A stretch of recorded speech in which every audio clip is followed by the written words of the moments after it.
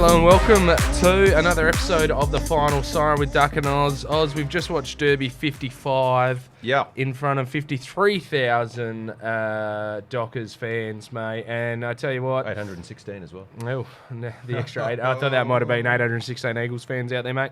But, mate, again, the boys doing it for Dave. We're 2 down, 4 to go. Yep. A pretty workmanlike victory. Yes, absolutely. I thought... From the get-go, it was essentially West Coast showing what, I guess, their season represented to them. It was dirty, it was nasty, and they decided to come out physical, and we needed to match that, and all credit to really a derby that was entertaining to see, but also gritty, and it provided an opportunity for us to work through that as well. So again, another great experience and opportunity, particularly for our younger players, in that sort of atmosphere and a great crowd in, and obviously the occasion. But I thought the Eagles stood up and actually played one of their better games, especially in the wet. Conditions were tough, but we battled through, mate, and got the chockies. Yeah, battled through, and it was probably a very inaccurate Dockers that kept the door ajar, kept the sniff hanging around for the Eagles. 26 scoring shots to 12, and to kick only 2 more goals in that situation. 9 goals, 17 to 7 goals, 5, and a lot of really gettable goals. I mean, the third quarter in particular, where Eagles came for the first 5 minutes and they put everything on the line, and then we went down the other end and scored. You thought, well, we've put that gap on them. The floodgates are going to open now, and we kicked 2 goals, 8 from 10 shots on goal, and it wasn't like it was 10 really difficult chances. There was snaps. There was guys who had a little bit too much time at stages. There was guys who seemed like they wanted to hand it off rather than just go through and kick the goal. And I mean, even to the point where I think even in the first quarter, or maybe it was the second quarter, where Sonny Walters kicked that goal where he was like hesitant, and then he kicked it, and it's like, mate, Sonny Walters is kick it like 2 steps, kick the goal, and there was a lot of that. There was a lot of like just little bit of self-doubt here and there throughout the whole forward line in particular, where it was like they just wanted to give it off rather than just have the confidence, back themselves in and kick the goal. Yeah, look, I agree with what you're saying there, but at the end of the day, the one thing that really shone through for me was the tackling pressure and the ability to, go through that workman-like performance and just rely on effort. And there were numerous occasions where, the likes of Schultz were putting in, 2-3 efforts in a row and trapping that ball inside of the 50 and giving us multiple entries, so repeat entries into the 50, which was really important. And, for guys, out there who are wondering, why is it so important for, especially the small forwards for Freo to be up and about and tackling, it's because it allows everything else to take place. It allows, that tackling pressure allows those repeat entries, and it allows the defenders, to intercept mark when it comes out quickly, and it allows the midfield to push up and all that sort of stuff. So, I thought that was fantastic to see. And a quick shout out to Andy Brayshaw, who, with 135 tackles, the tackler becomes the leading Fremantle tackler in history, I believe, with the most amount of tackles. And if I'm wrong, you can just edit that. I think it's maybe most tackles in a home and away season. Yeah, well, there you go. And there's still a game to go. So you can add another 15. And look, Andy Brayshaw had an interesting one because Jackson Nelson went to him early. Like a glove. Just pretty much... Saddled him. That was a saddle. Put the Ryan Crowley glove on him, and look, went for him. But I mean, you got to say to the other mids that stood up, and Will Brodie had a great game. Caleb Sarong, I mean, he was bringing back demo derby type vibes with the 150 metre penalty. Yeah, I love giving away 150 metre penalty on the wing, mate. Let's make it 200. Well, just make it 200. How long is the field? Is it even 150 metres? Probably a little bit more. But look, I thought they were really great, but they were serviced by one man, and that was the big hodor, the big onions. Sean Darcy played an absolutely outstanding game, and his ability to stay on the ground for long periods of time. And in the second quarter, mate, I was like, geez, he's rucked a lot against Hugh Dixon. And I was like, geez, bloody hell. But, I mean, poor old Nick Nat couldn't keep up with him. No. Around the ground, he dominated, mate. 57 hit-outs. 57 and hit-outs. 9 votes, which means he got the best on ground by everyone. Yep. But he was clearly my best on ground. And 6 tackles as well for a big fella. That's huge. Mate, 6 tackles, a lot of marks around the ground Yeah. as well. Actually, he's Great lifted that. to see. Yeah, lifted Great that in the to last see. cut. And I think he ended up with kicked a 1 goal 2. Yep. Had the chance to kick a couple, but look, being able to drift forward and make the most of it, and to have a dominant ruckman like that, and for the big Hodor to get back into his hit his straps, I guess, come the pointy end of the season, I think it's really important for us, and for him to give first service to the likes of Brayshaw and Mundy and Brody and Sarong is very important for us moving forward. Yeah, look, interesting as well, mate. I thought early on when it was quite physical, and I think it might have been Luke Shuey, he just put that big hit on Darcy, and it was almost like waking the sleeping giant. And it was just, okay, this game's going to be physical, and just put his stamp on the game from there, which was awesome to see. You touched on it before, but Caleb Sarong in a heroic performance today, I thought. And why bother putting another singlet on? Why bother putting on another jersey? Let's just keep it out there. Just roll out. He's got the rig. Yeah. He's leading by example. I tell you what, spurring on a few boys as well, with physicality, but great to see that he wasn't taking a backward step. And I think for a young group, when the opposition brings physicality, it is possible for you to get back into your shell a little bit, but that physicality and stepping out and willing to take it on, I think, is important, but not being overly aggressive to the point where early on we were giving a couple of those 50s away, and they love giving the old 50 away inside of our forward 50, as we know. But I mean, I think after we sort of thought through that process and we weren't giving away too many free kicks because of that, I thought we played smarter, and allowed us to really play the game on our terms. Yeah, and once we got the game on our turns, the likes of Akers and Aish, and Aish was interesting. I thought his first and his last quarter were actually quite quiet, and in the second and third quarter, he was everywhere.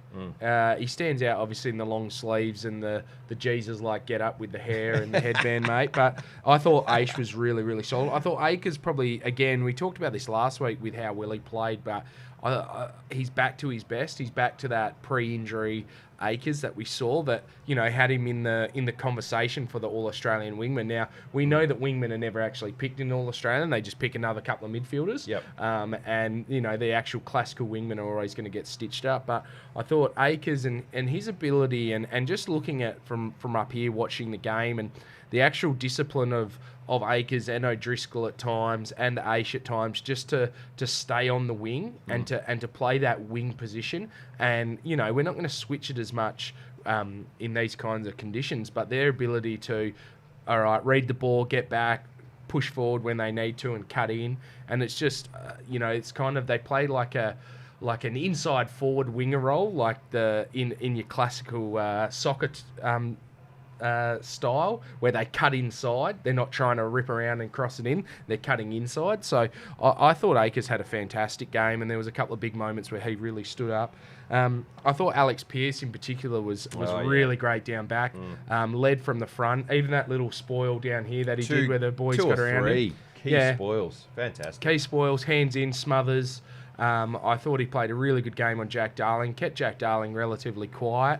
And look, I think Alex Pearce goes from strength to strength and is probably getting up there as probably one of the most underrated players in the comp. There's a lot of talk around all these big defenders that are doing a really good job on everyone.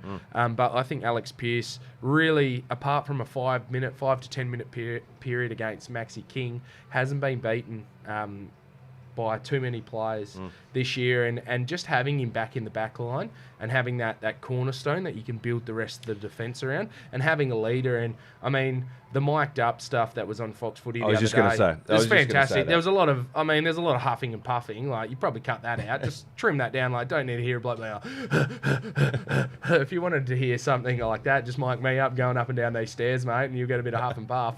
But it's I thought his leadership out there again, captaining the side, was fantastic. Yeah, and the ability to marshal the troops, and he's always pointing, gesturing where to go, etc. So like you're saying, marshalling the troops, and the structure is important.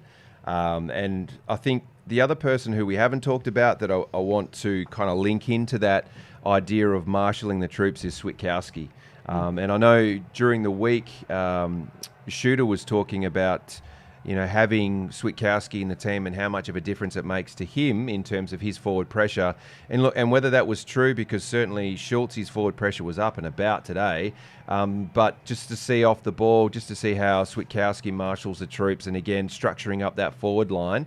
He's a very smart footballer. So he may not necessarily get a hell of a lot of possession, but what he does with it is crucial, and what he's doing without the football as well is really important. So, exciting times, mate.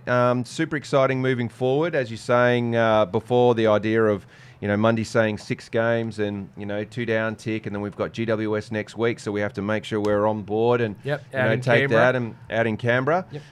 And who knows, mate, the sky's the limit, because this team is up and about, my friend. Mate, speaking of the great man, David Mundy, obviously the last opportunity for fans before the finals to say goodbye to him, and he won't make it about himself at all come finals time. But, I thought a really fantastic stuff by the club to give him the send-off, bit of Forever Young, bit of a run around the oval. But, mate, I want to go back to the start of the game and the David Mundy's kids who... for me, are just like, literally, I just love seeing them go about it, because they're balls of energy. The 2 boys running through the banner, ripping pieces of banner. I haven't seen kids or just anyone holding bits of banner. They're hanging on to the banner. They're like, yeah, going at it. They were loving it. They were just about ready to run out there as well and get a couple of kicks. Yeah. But, mate, the old fellow, just a lazy 25 disposals and 8 clearances. But little things like, I love when... he's kind of like a big kid out there amongst little kids at times. Yep. There was this situation where, Freo and Eagles, they're going at it and everyone's getting a bit argy-bargy. And Mundy just came in and shoved someone about, I reckon the Eagles guy went about 5 or 6 metres backwards and just shoved him. This guy was trying to get in there and get some jumper punches in and stuff like that. And he was just like, no, bang, and just pushed him, and it was like he give him the old Hadouken on Street Fighter, mate. So look, mate, doing it for Dave is a big thing. Yep. So make sure we do the rest. We've got 4 down. 2 down, 4 to go. So yeah, just do it for Dave, and let's just keep the good times rolling, because I think it's actually given the boys a bit of focus and a bit of drive. Yeah. Going into the finals, because we got to this situation where it was, and isn't it just a measure of the man that he could have gone on next year. We've clearly seen how well he's been playing, but to refocus the club by sacrificing himself and saying, hey, let's get back on track. And I just, mate, it's going to be weird not watching him next year going about it. But I think... used to watching him. I think we'll definitely have one more opportunity. We should have a home final. Things didn't really go our way last night with St Kilda losing and Brisbane winning, and tonight with Melbourne winning and with the last kick of the game, which was a bit disappointing. But look, in terms of top 4, but look, all we got to do is just keep winning. Yep. Don't worry about anything else. No. Don't worry about any external stuff. The fans can worry about it, but the boys running out there, they just got to worry about winning and come, I think we're playing Saturday morning, aren't we? Probably in Monica. Yeah. And it's probably be like 4 degrees as well. And look, one of the things, obviously, I would suggest J-Lo would be talking about with his players is destinies in their hands and not to worry about the external noise and to focus on that. And that includes just banking the wins, banking what they can do throughout the week and, having a good training run and then, being set up good to go. I'll say it now, elephant in the room, playing in the wet. A lot of criticism has been thrown Freo's way in terms of playing in wet conditions. And today it was just, for the psyche, very positive to get a win in, conditions that definitely don't suit our normal game style. Yeah. But by the same token, the ability to push through and handle the conditions. Yeah. And, we had plenty of scoring opportunities, and we get that. Plenty of things to actually review and say, I could have done that a little better. But certainly to get a win in the wet, get the monkey off the back. Good to see. Yeah, and don't you think now, mate, that I think one of the great things that's coming up, because us and Eagles both played 2 games in a row over the bye periods. So now we actually get 2 weeks off. Optus gets 2 weeks off. Yep. So as important it is for probably, the players in a couple of weeks to get a week off, to have this ground have 2 weeks off, it was an absolute slop heap at stages out there. And like Duff says, it's just growing grass. So let's get it up. Let's get a nice cover of grass on it. Let's get it up and about. And, I think let's have a nice quick track come, whatever round of finals it is. Hopefully it's the second week of finals, because we played we played a qualifying final away, and or maybe let's hope it's 5 weeks. Yeah. Whatever it happens to be, mate. Let's Hail Monday. Let's see how we go. Yeah. All right, guys, we're going to go to a break now. When we come back, we'll have our special guest.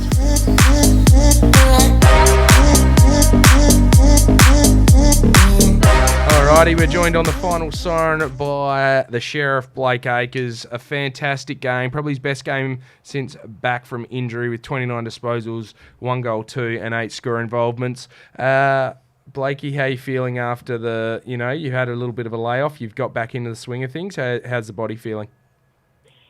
Yeah, pretty good. Probably didn't, or only just feel like I'm hitting back to form again last couple of weeks. But yeah, it's been a good build, and hopefully we can, as a group, just keep building and hit finals pretty hard. Yeah, it's good, mate. We were actually talking before about the fact that we thought that this was probably your best game back, and certainly, running those patterns and keeping that discipline along the wing.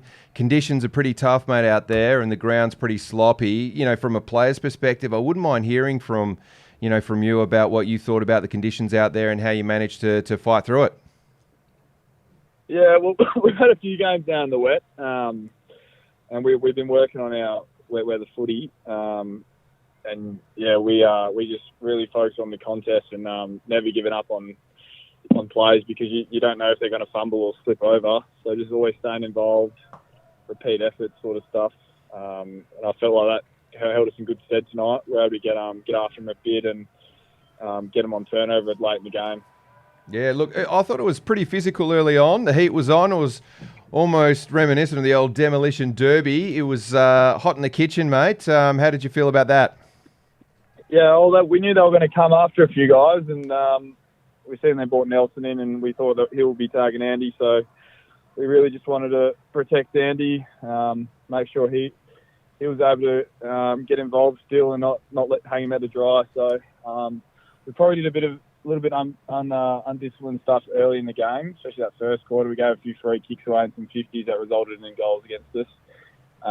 So we spoke about it second quarter, just being pros and make sure we still protect him, but we get back to work and hit hard in the contest, and that's where we'll win the game. Nice, fantastic. Now, Blakey, just your role in the team, obviously sticking out on this wing. How much discipline do you find you have to keep that structure and stay out on the wing and not get sucked into the play at times? Yeah, I suppose you do marinate a little bit out there, but you just keep rocking up, and the boys do rely on our off-ball stuff a lot. So just making sure I'm always there and playing my role. And some nights I'm going to get a good lick of the ice cream, but others I'm not. So tonight was one of those nights I was able to get involved pretty heavily, and I think Drizzy on the other wing was probably a bit out of it more than I was. I was a bit more involved than he was, just because he was caught on the other wing a lot of the night. So we're going to have those nights, and we try to get each other involved as much as we can. And yeah, it's a good role to do. Like it's hard, but it's rewarding as well. Yeah, so obviously you mentioned it, 560 metres gain from your side, and I think from memory, if we shoot, and we've talked about this on the Purple Rain pod, that if you're able to get over 500 metres gained, it gives us a lot of drive, and that leg drive and getting us into the forward 50 and then those repeat entries, it all adds up. So have you found with more time coming back from injury that you're getting back to your best and you see yourself like continuing pushing through those numbers? Yeah, I think so. I'll just keep working, and I suppose the meters gained, I do, because as a winger you're going to be kicking long down the line a lot because you get a lot of kicks on the boundary. so it plays a little bit of a part. But I wouldn't mind focusing on my connection a little bit more, being able to kick it to the forward's advantage a little bit better than I did tonight. I thought at times I'd probably put Lobby under the pump a little bit, so that's still a work in progress, and hopefully I can tidy that up a little bit. But yeah, sometimes you got to kick it up high and hope for the best. Now, the big Hodor, the big onion, Swaggy, the great man Shawnee Darcy won the medal. How did you feel he played today? Oh yeah, he's unreal. I think he really thrives on the matchup with Madanelli. Sees that as quite a challenge, and he does start our game. Obviously, the centre bounce ruckman, so we do rely heavily on him. And he's able to clunk a few as well around the ground. He's a great player, and he's going to be very important for us. I know there are some things, obviously, you can't say with regards to J-Lo's message post-game and throughout the week, but is there anything about, having basically destiny in your hands with, the last game of the season and then, whatever happens from there and then pushing into finals? Because we certainly believe here with the rose-coloured glasses that we could go anywhere. We're back on the bus. It's revving. It's ready to go for finals.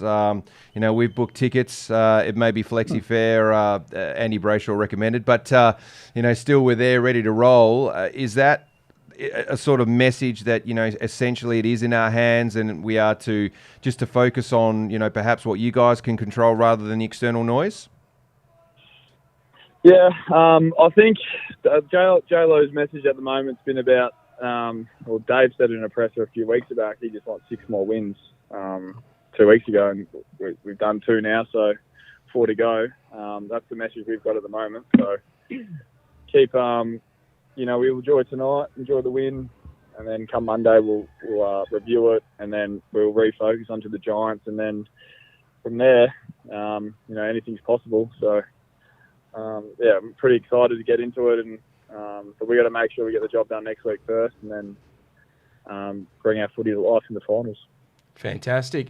Now, I think, Blakey, last time you were on the show, you alluded us to the weirdness of young O'Driscoll, young Noddy, and how he's a little bit of a special guy. Now, obviously, have you as a fellow wingman, have you, pardon the pun, taken him under your wing, and is he just a bit of an out there cat, and what's going on with him? He's a bit out there. He's very funny.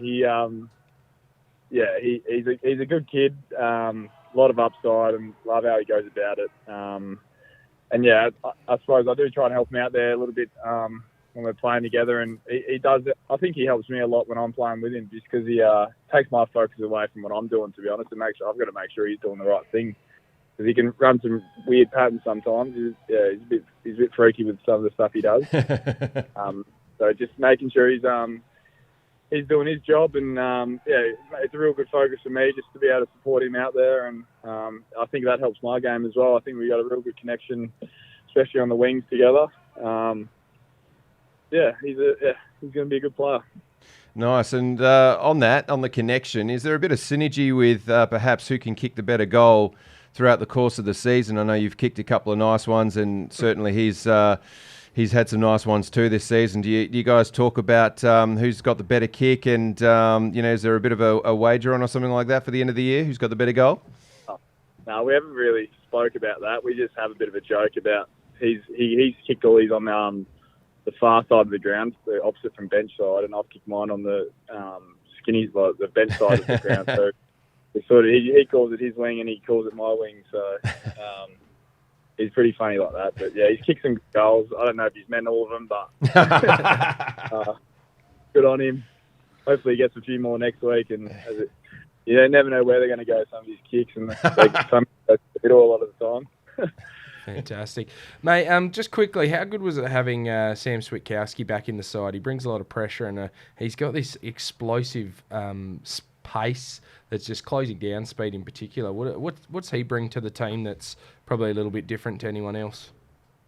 Yeah, well, clearly he's important to us because he's come in after 8 weeks off and come straight in. I think that just says a lot about him and how he goes about it, to be honest. And yeah, he, not just the pressure and all the that stuff he does with the footy, but just his diligence to his role and supporting the other forwards. When I go down forward for a little stint every now and again, he's real loud and making sure I'm in the right spot, and he's very demanding of his teammates, and yeah, he does level out the forward line well for us, I think, and offers us a lot when he gets the footy. Nice, mate. Look, obviously this season for you, you've got some great highs tonight. I think caps your season high disposals against the Eagles, but you've had an absolute cracker of a season, and we hope that you continue on in that vein. A few more games to go at least. We'd like to think pushing through to, as you mentioned before, to the promised land, mate, and we wish you and the team all the best. Keep on trucking, as they say, and keep the weirdness going, because the more weird the wings are, the better you guys play. So let's hope it gets even weirder, and hopefully we get there in the end, mate. Yeah, awesome. Thanks, lads. Appreciate that. Hopefully we'll get it done for everyone. No worries, mate. All right. Thank you very much, Blake. All right. Thanks, mate. Cheers for coming on. All right, well, that wraps it up, everything here at Optus Stadium. As you can see, the ground's needing a bit of a break now. We're in the need for a little bit of a break. We'll be back hopefully in about 3 or 4 weeks' time for a final version. Not the final version, but a finals version of a Final Siren podcast. Remember to get around us. We're at Purple Rain 95, Facebook, Twitter, Instagram. Remember to subscribe, rate and review this, and subscribe on YouTube. You're probably looking at the little link down here, somewhere like that. Click on that, get the little bell, get all your news and all your stuff from YouTube from the Freo Dockers. And, mate, 2 down, 4 to go. The only way is up, baby.